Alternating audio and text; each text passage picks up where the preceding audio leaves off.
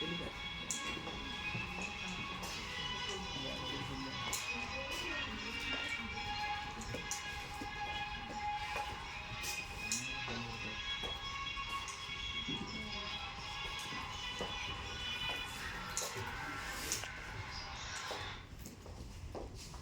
देखो देखो, क्या हुआ? मेरी बॉल पानी में तैर रही है। अच्छा, जरा पत्थर डुबोकर देखो। अरे ये तो डूब गया।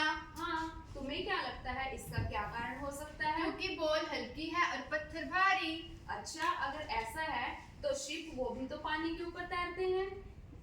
अच्छा, तो इसका क्या कारण है? इसके लिए हमें आर्किमिडीज का नियम पढ़ना होगा। आर्किमिडीज का नियम? हाँ, चलो आज हम आर्किमिडीज का नियम पढ़ते हैं।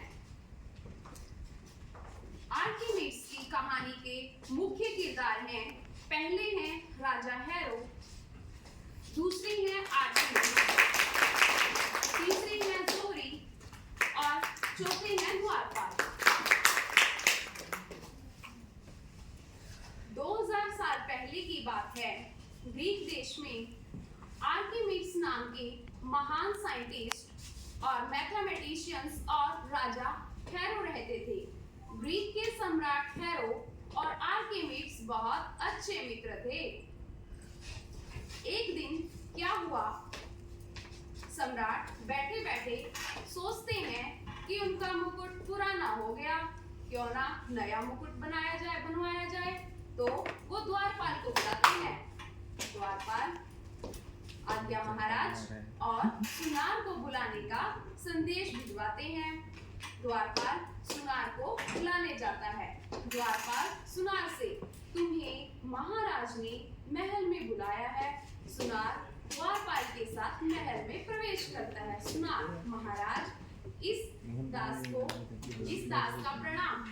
सम्राट, मेरा मुकुट पुराना हो गया, तुम मुकुट बनाने के लिए कुछ सोना लेकर जाओ और बेहतरीन मुकुट बनाओ जिससे हमारी शान में 4 चांद लग जाएं।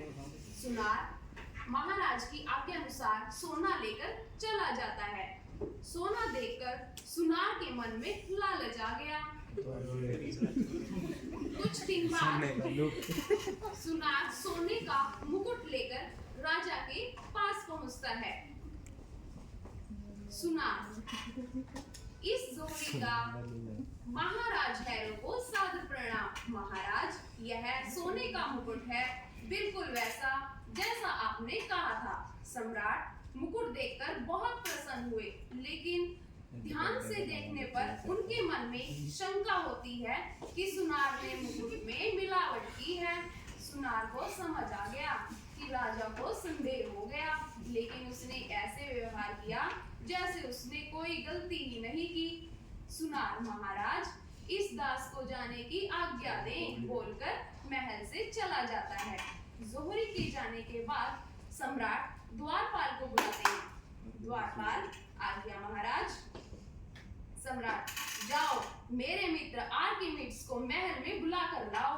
द्वारपाल आर्किमिडीज को बुलाने जाता है। द्वारपाल, आर्किमिडीज, तुम्हें महाराज ने महल में बुलाया है।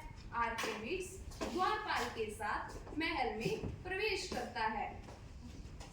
आर्किमिडीज, प्रणाम महाराज। सम्राट, प्रणाम। और सम्राट आर्किमिडीज को सारी बात बताते हैं और सोने में शुद्धता की जांच करने के लिए बोलते हैं। उस जमाने में आजकल जैसी तकनीक नहीं थी, इसलिए आर्किमिडीज उलझन में पड़ गए। आर्किमिडीज ने सम्राट से वैसा ही सोने का टुकड़ा मांगा जैसा उन्होंने सुनार को दिया था। आर्किमिडीज ने मुकुट और सोने का टुकड़ा लेकर महल से जाने की आज्ञा मांगी। आर्किमिडीज ने घर आकर सोने के टुकड़े और मुकुट को तोला तो पाया कि दोनों का भार तो बराबर है। अब आर्किमिडीज सोच में पड़ गया कि यदि मुकुट शुद्ध सोने का बना है तो मुकुट और सोने के टुकड़े का आयतन यानी वॉल्यूम भी बराबर होना चाहिए। अब आर्किमिडीज की समस्या ये थी कि सोने के टुकड़े और मुकुट के वॉल्यूम को कैसे मापा जाए। बस आर्किमिडीज तो दिन रात इसी पहेली को सुलझाने में लग गया। यही सोचते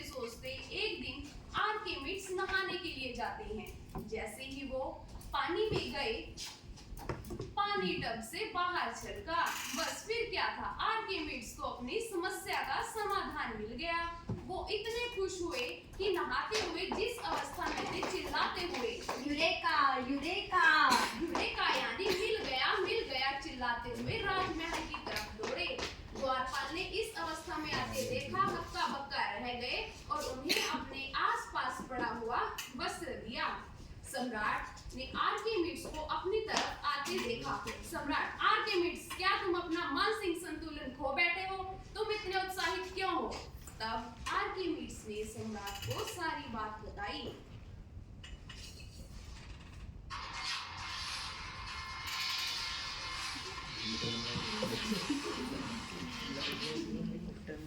सम्राट ने सारी बात सुनकर जोहरी को बुलाने का आदेश दिया। द्वारपाल सुनार को बुलाने जाता है।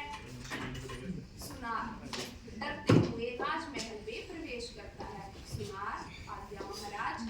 तब आर्किमिडीज ने सोने के टुकड़े और मुकुट को बारी बारी पानी में डुबोया और मुकुट द्वारा विस्थापित पानी ज्यादा निकला। इसका मतलब ये हुआ कि सम्राट का शक सही निकला। सुनार ने मुकुट में मिलावट की है और सम्राट को बहुत गुस्सा आया।